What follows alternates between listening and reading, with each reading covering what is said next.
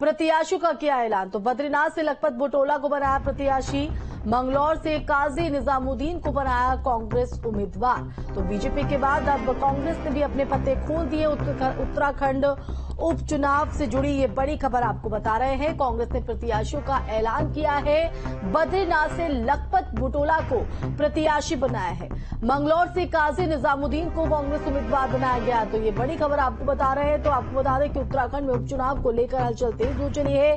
कांग्रेस ने भी उत्तराखंड में उपचुनाव के लिए अपने उम्मीदवारों के नामों का ऐलान कर दिया है, जबकि बीजेपी ने पहले ही उन उम्मीदवारों के नामों का ऐलान कर दिया था। कांग्रेस उत्तराखंड की बद्रीनाथ विधानसभा से लखपत बुटोला और मंगलौर से काजी निजामुद्दीन को अपना प्रत्याशी बनाया है। राज्य की इन 2 सीटों पर उपचुनाव होने वाला है। बता दें कि बीजेपी ने उत्तराखंड की बद्रीनाथ विधानसभा सीट से राजेंद्र सिंह भंडारी और राज्य की मंगलौर विधानसभा सीट से करतार सिंह भड़ाना को उम्मीदवार घोषित किया था। और संवाददाता धनराज हमारे साथ लाइव जुड़ गए हैं, सीधा उन्हीं का रुख कर लेते हैं। धनराज, उत्तराखंड में उपचुनाव को लेकर हलचल तेज हो चली है। बीजेपी उम्मीदवारों के बाद अब कांग्रेस ने भी अपने पत्ते उम्मीदवारों को लेकर खोल दिए हैं। रोमांच दिलचस्प।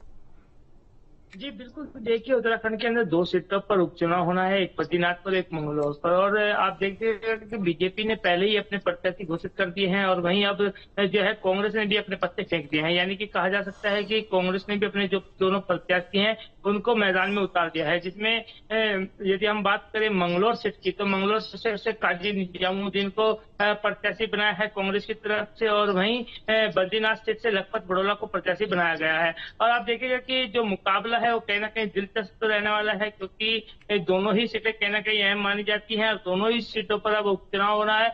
अब देखने वाली बात यह होगी कि दोनों ही सीटों पर कौन हाथ मारता है, क्योंकि वहीं बसपा ने भी कहीं ना कहीं अपना प्रत्याशी,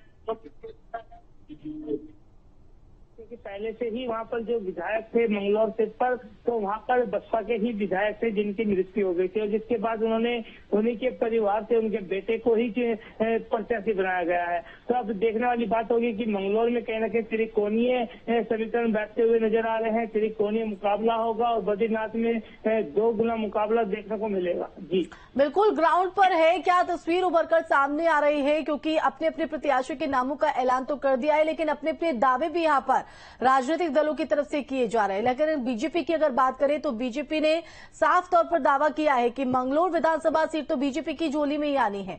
तो कितने सच्चाई इन दावों में नजर आ रही है? तस्वीर क्या उभर कर सामने आ रही है?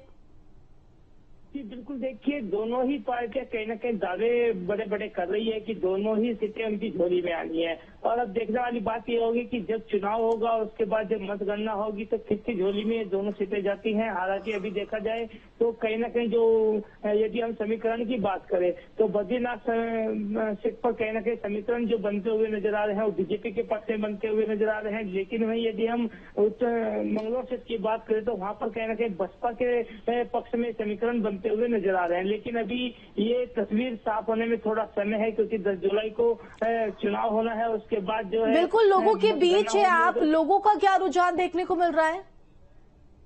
बिल्कुल, देखिए यदि जनता की बात करें तो जनता जनार्दन है और वो किस और बैठती है इसका कुछ कहना मुश्किल होगा। लेकिन अभी यदि जनता की बात करें तो कह रहे विकास कार्य की बात करती है जनता की, जो लोग विकास कार्य करेंगे तो उसी को वोट देंगे। और इससे साफ जाहिर पर ये देखने में आता है कि जो विकास कार्य उत्तराखंड के अंदर प्रधानमंत्री नरेंद्र मोदी के नेतृत्व में हुए हैं, शायद वो उससे पहले नहीं हुए हैं। तो इसको देखते हुए लगता है कि कहीं ना कहीं बीजेपी की ओर जो है दोनों ही समीकरण बैठते हुए नजर आ रहे हैं। चलिए, बहुत शुक्रिया। इस उपचुनाव के रण को लेकर आप नजर बनाए रखिएगा धनराज। बढ़ते आगे मंगलौर उपचुनाव